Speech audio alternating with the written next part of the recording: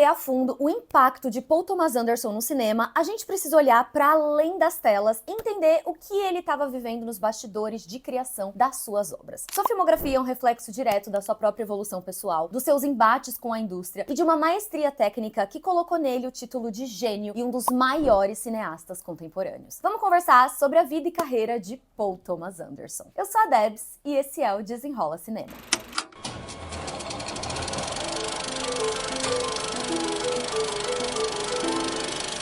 Em meados dos anos 90, PTA, para os mais íntimos, era um jovem tentando cravar o seu espaço. Ele frequentou por pouco tempo a escola de cinema da Universidade de Nova York, mas abandonou o curso para fazer logo os seus próprios projetos. Ele começou sua carreira como roteirista e diretor com 2 curtas-metragens: o falso documentário The Dirk Diggler Story, de 88, e Cigarettes and Coffee, de 93. Seu primeiro longa-metragem, Heart 8, veio em 96, com participação de atores que seriam presença recorrente na sua carreira: Philip Baker Hall, John C. Reilly e Philip Seymour Hoffman. Mas o início do PTA não foi nada tranquilo. O estúdio detentor dos direitos do filme, o Richer Entertainment, remontou o filme inteiro sem o consentimento dele. Frustrado, mas determinado a não ter sua visão artística destruída, PTA guardou uma cópia em fita do seu corte original e conseguiu enviar essa versão para o Festival de Cannes de 96, onde o filme foi exibido na mostra Um Certo Olhar. Mas para lançar o filme comercialmente, como ele queria, ele teve que correr atrás de $200 mil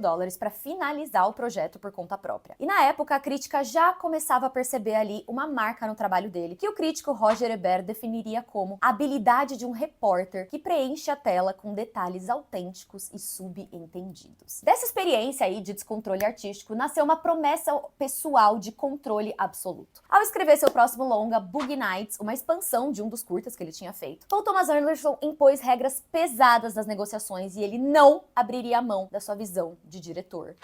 Acho que nunca mais. O roteiro, de 185 páginas, era detalhado e ousado, fruto de um ano que ele passou frequentando sets reais de filmes adultos em São Fernando Valley para observar os bastidores daquela indústria. Foi exatamente em 97, durante um ensaio fotográfico para a capa da revista Rolling Stone, que PTA conheceu a cantora Fiona Apple. Fascinado com esse encontro, ele voou até o Havaí atrás dela para eles finalmente ficarem juntos.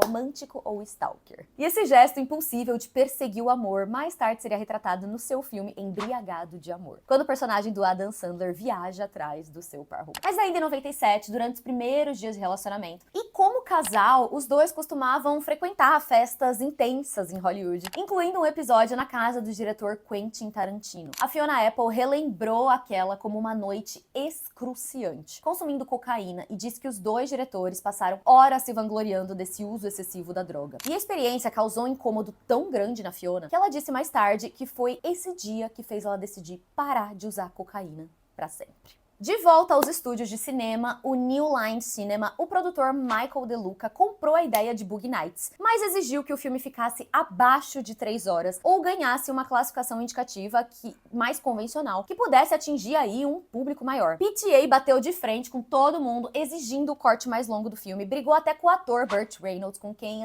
rumores que ele já não se dava muito bem no set. E a versão comercial do filme acabou com 2 horas e meia de duração. Mas foi aqui que Paul Thomas Anderson estabeleceu 2 das suas maiores assinaturas. A primeira são os personagens intensos e inesquecíveis, como o caso de um jovem que entra para o mercado de filmes adultos e faz de tudo para ser aceito. E a segunda, um estilo de filmagem marcado por longos planos sequência e com trilha sonora marcante. O sucesso comercial e as 3 indicações ao Oscar provaram que ele estava no caminho certo. A vida amorosa, mais ou menos. Na cerimônia do Oscar de 98, quando Boogie Nights perdeu o prêmio de melhor roteiro original, ele ficou tão puto, mas tão puto nos bastidores, que arremessou uma cadeira do outro lado da sala. E o acesso de raiva foi ali um ponto de virada para Fiona Apple, que percebeu ali que era um pouco grave o temperamento do seu parceiro. Mas eles seguiram juntos. Em 1999, enquanto Paul Thomas Anderson rodava seu próximo projeto, a dinâmica entre os dois foi piorando, pelo uso pesado de substâncias por parte deles e por questões de saúde mental enfrentadas pela Fiona. Naquele ano, em resposta a um fax hostil que ele enviou para ela e as críticas que ela recebeu de fãs, ela escreveu o monumental o título do seu segundo álbum de estúdio, conhecido como When the Palm. A Fiona caracterizaria o namoro de 3 anos como um período doloroso e caótico, descrevendo Paul Thomas Anderson como friamente crítico e desdenhoso com ela, gerando ali um ambiente de medo e constante intimidação psicológica. Tem um vídeo bem completo sobre a timeline desse casal lá no Hollywood Forever TV da Fernanda Soares. Eu recomendo muito que vocês vejam, ela é perfeita. E foi sob essa pesada atmosfera emocional que Paul Thomas Anderson trabalhou com total liberdade criativa na criação de Magnolia. O processo de pós-produção foi um desafio de edição, assim, monumental, resultando em uma obra de mais de 3 horas, que assustou uma parte do público, mas estabeleceu Paul Thomas Anderson como um verdadeiro autor de cinema. Nesse projeto, ele demonstrou que tinha muito talento para casar música e atmosfera. Ele colaborou com a Fiona Apple na direção de seus videoclipes na época, e também com a cantora Aimee Mann, que teve sua canção Save Me indicada ao Oscar. Ele não usava a música só como um pano de fundo para cenas, mas ela conversava diretamente com as imagens e criava a atmosfera intensa do filme. O romance com a Fiona Apple desmoronou e chegou ao fim definitivamente no ano 2000. E esgotado pelo peso dramático dos projetos anteriores e pelas marcas dessa separação, o período pós-Magnolia foi de busca por leveza e reinvenção para Paul Thomas Anderson. Ele foi dirigir um quadro no famoso programa de comédia Saturday Night Live, onde se aproximou ali do Adam Sandler e decidiu escrever um filme especialmente para ele. Durante o desenvolvimento de Embriagado de Amor, Punch Drunk Love, lançado em 2002, ele buscou romper com as suas próprias marcas registradas. Nada de elencos gigantescos, tom documental e histórias longas, pelo contrário. Ele abraçou o surrealismo em uma obra muito mais curta, de só 90 minutos. Foi um período de experimentação estética que lhe rendeu o prêmio de melhor direção em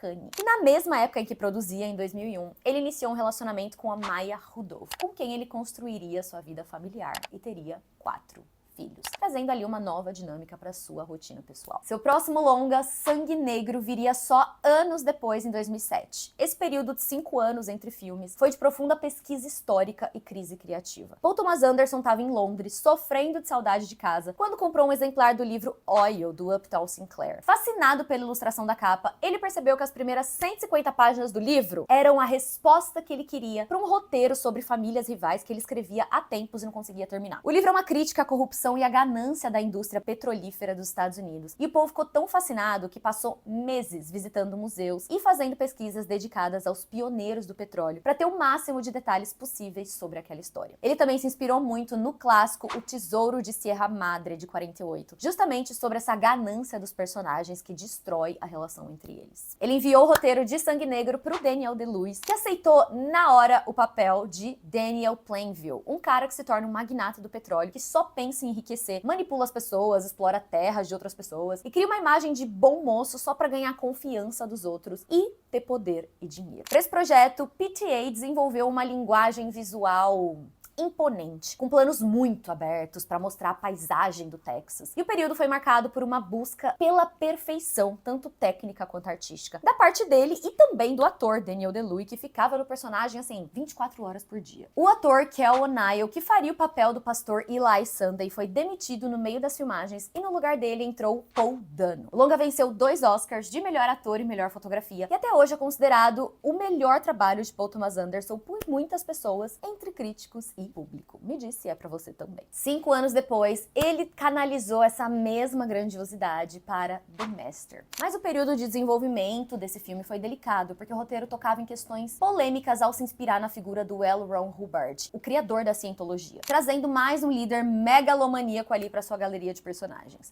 Eu tenho um vídeo aqui que eu explico melhor a história da Cientologia a partir da vivência do Tom Cruise na religião. Vale a pena ver para entender melhor. Bom, em The Master, ou O Mestre, Paul Thomas Anderson se posicionou contra a transição da indústria para o cinema digital. Ele insistiu em rodar o filme no formato de 65mm e usou o processo de revelação fotoquímica tradicional para garantir ali uma textura única da imagem. E eu falei no meu último vídeo sobre a película de 70mm, né, usada pelo Christopher Nolan. Vê também. E essa foi a última colaboração criativa do Paul com o seu amigo de longa data, Philip Seymour Hoffman, antes da trágica morte do ator. E esse filme marcaria aí uma nova parceria de 2 obras entre ele e Joaquin Phoenix, que faria também o próximo filme Vício Inerente, em 2014. Em paralelo a essa direção de longas, o Paul Thomas Anderson ainda fazia projetos para TV e um lado bem interessante da sua carreira, que é a direção de videoclipes. Ele dirigiu clipes do Radiohead, Michael Penn, I'm Man, e apesar do rompimento conturbado no passado, ele voltou a colaborar com a Fiona Apple. Eles deixaram ali de lado as mágoas para uma reunião profissional quando ele assumiu a direção do videoclipe de Hot Knife, faixa pertencente ao álbum dela de 2012, The Idler Wheel. Mas de volta ao cinema, ele se muda dos Estados Unidos e vai para o Reino Unido para outra pesquisa intensa sobre o universo da alta costura londrina dos anos 50, pro filme Trama Fantasma. No set de filmagem, ele preferiu um trabalho ainda mais manual. Ele mesmo operou a câmera. Resultado foi um filme com aquela textura clássica do cinema, mas cores suaves. Um visual que parecia, assim, sofisticado, bem planejadinho, mas que também passava uma sensação de realidade que ele tanto gosta. Daniel Day-Lewis interpretou o estilista Reynold Woodcock, um homem brilhante, mas com uma obsessão estética e jogos de poder, trazendo de volta, assim, o tema preferido de Paul Thomas Anderson, que aparece de jeitos diferentes em todos os seus filmes: a busca do ser humano pelo controle e poder. O longa recebeu 6 indicações ao Oscar em 2018. Ele levou melhor figurino e foi indicado também a melhor filme, melhor diretor, melhor ator, atriz coadjuvante e trilha sonora. Já a fase de Licorice Pizza, em 2021, foi um período de nostalgia em que ele buscou reviver a sua própria juventude e as histórias que ouvia sobre o San Fernando Valley dos anos 70. Foi um projeto profundamente íntimo. Ele escalou a Lana Heinck, que ele já dirigia videoclipes, e o Cooper Hoffman, filho do Philip Seymour, ator com quem ele teve aquela longa parceria, lembra? Por isso esse trabalho teve pra ele uma carga emocional muito forte, simbolizou um fechamento de ciclo. E ao contrário dos grandes dramas e cenas de tensão de filmes anteriores, Sangue Negro, O Mestre ou Trama Fantasma, Licorice Pizza é uma comédia romântica coming of age. Ele não tem uma estrutura rígida de começo, meio e fim. Funciona mais como uma coleção de memórias soltas e nostálgicas dos anos 70. Não tem homens se destruindo pelo poder. E o maior conflito é um vai e vem emocional e a diferença de idade entre dois jovens correndo pelas ruas em Los Angeles. Mas tecnicamente, Paul Thomas Anderson demonstra o mesmo controle absurdo de câmera e de reconstituição de época dos seus filmes anteriores. O visual, que ele mesmo filmou de novo, é impecável, mas a direção é tão fluida que o filme passa uma sensação de leveza e naturalidade. Mas é isso, é uma leveza calculada nos mínimos detalhes por essa mente incrível. E chegamos até o seu momento recente de uma grande mudança: muito mais dinheiro. Ao fazer uma batalha após a outra em 2025, ele trabalhou com o maior orçamento de toda a sua carreira. Pela primeira vez, ele se viu no comando de uma produção gigantesca de ação, com cenas grandiosas de perseguição de carros e um formato de película vista vision. E trabalhar com atores do calibre de Leonardo DiCaprio e Sean Penn, com uma estrutura de um grande estúdio, exigiu dele o máximo de maturidade técnica e paciência. Toda a pressão financeira e de produção compensou agora em 2026, desde premiações como Globo de Ouro, BAFTA e finalmente a consagração no Oscar de 2026. Depois de 30 anos de carreira e 14 indicações batendo na trave, ele finalmente foi reconhecido com os prêmios de melhor roteiro, direção e melhor filme. Fechando aí com chave de ouro um dos ciclos mais coerentes e interessantes do cinema atual. Fechando não, né? Porque ele vai continuar fazendo filme, mas vocês entenderam, assim, foi uma consagração. Ele sofreu críticas nessa produção, não pelo seu trabalho de direção, roteiro, que foi impecável, mas sobre o seu posicionamento. Num momento, assim, tão frágil politicamente nos Estados Unidos, ele fez declarações de que fazia cinema, não política, não misturava as coisas, enfim, se colocou ali bem isentão no debate político americano. Mas ele fez um filme que fala diretamente sobre um ex-revolucionário contra um militar extremista, então, assim, tá tudo lá também, né, gente? Me conta qual é a sua obra preferida de Paul Thomas Anderson. Eu fico entre Boogie Nights, que eu amo, e Trama Fantasma, acho que são os meus dois preferidos. Vamos continuar conversando lá nos comentários. A gente se vê no próximo Desenrola Cinema. Fiquem bem e um beijo!